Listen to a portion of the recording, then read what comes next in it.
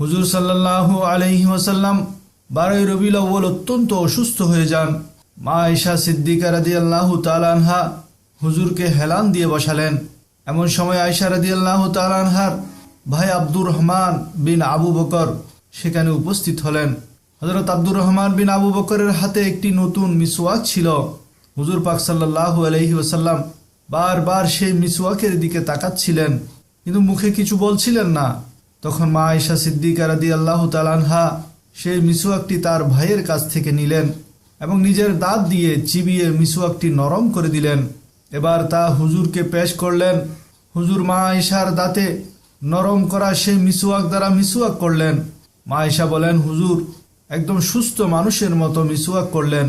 তিনি তো তার বন্ধুর সাথে মিলিত হতে যাচ্ছে, তাই মিসওয়াক করে তিনি প্রস্তুতি নিচ্ছেন। সাথে সাথে কোরবান, হে মা আয়েশা, তোমার দাঁতের কি মর্যাদা, যে দাঁত দিয়ে তুমি মিসওয়াক নরম করে দিলে আর সে মিসওয়াক হুজুর ব্যবহার করলেন। সুবহানাল্লাহ।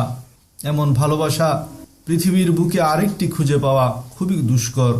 হুজুর সাল্লাল্লাহু আলাইহি ওয়াসাল্লাম আখিরি কথা বললেন সালাত, অর্থাৎ হে আমার উম্মত, তোমরা নামাজের প্রতি হেফাজত করো।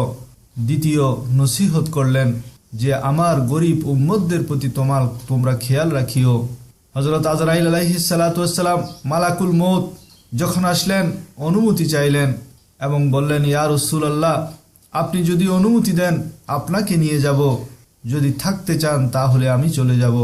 কোরবান সেই নবীর উপর যার কাছে মালাকুল মউত রূহ কবজ করার অনুমতি চান। পৃথিবীতে কি এমন কোনো নজির আছে যে মালাকুল মউত কারো রূহ কবজ করার জন্য অনুমতি চান? আছে দুনিয়ার এমন কোনো প্রেসিডেন্ট? আছে কি কোনো এমন কোনো মন্ত্রী মিনিস্টার? আছে কি কোনো প্রধানমন্ত্রী? আছে কি কোনো রাজা বাদশাহ যার কাছে মালাকুল মউত রূহ কবজ করার জন্য অনুমতি চান? নাই নাই। শুধু এমন অসাধারণ মর্যাদা আল্লাহ পাক তার হাবিবকেই দিয়েছেন। সুবহানাল্লাহ।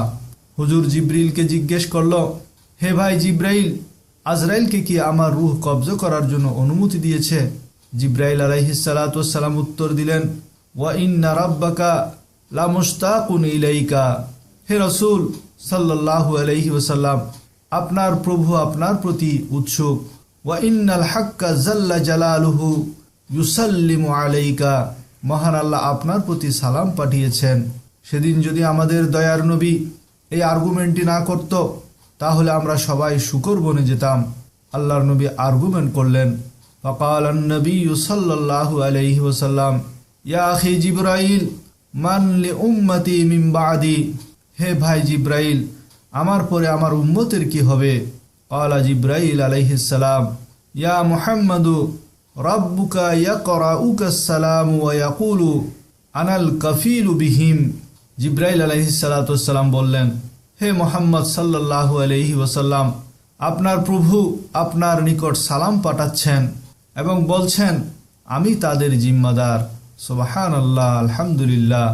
আল্লাহর নবী এই আর্গুমেন্টটি করার কারণে আল্লাহ তাআলা আল্লাহর নবীর সমস্ত গুনাহগার উম্মতদের জিম্মাদার নিয়ে নিলেন। আগের নবীর উম্মত শনিবার মাছ ধরতে নিষেধ করা সত্ত্বেও শনিবার মাছ ধরেছে, তাই তাদের বানর বানিয়ে দেওয়া হয়েছে।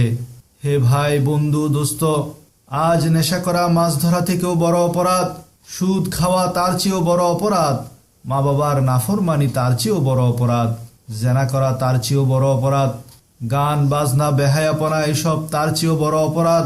কিন্তু আমরা এত অপরাধে ডুবে আছি, তবু আমাদের উপর সেসব আসমানি বলা নাজিল হচ্ছে না, কারণ আমাদেরকে দয়ার নবী শেষ মুহূর্তে ফরিয়াদ করে করে এসব আযাব থেকে বাঁচিয়ে দিয়ে গেছেন।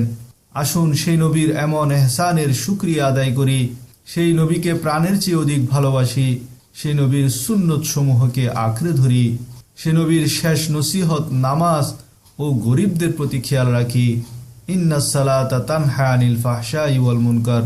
আমরা যদি নামাজ পড়ি তাহলে বিভিন্ন ফাহেশা অশ্লীল কার্যকলাপ থেকে ওই নামাজের বরকতে আমরা বেঁচে থাকতে পারবো। আল্লাহ রব্বুল আলামিন আমাদেরকে আমল করার তৌফিক দান করুন।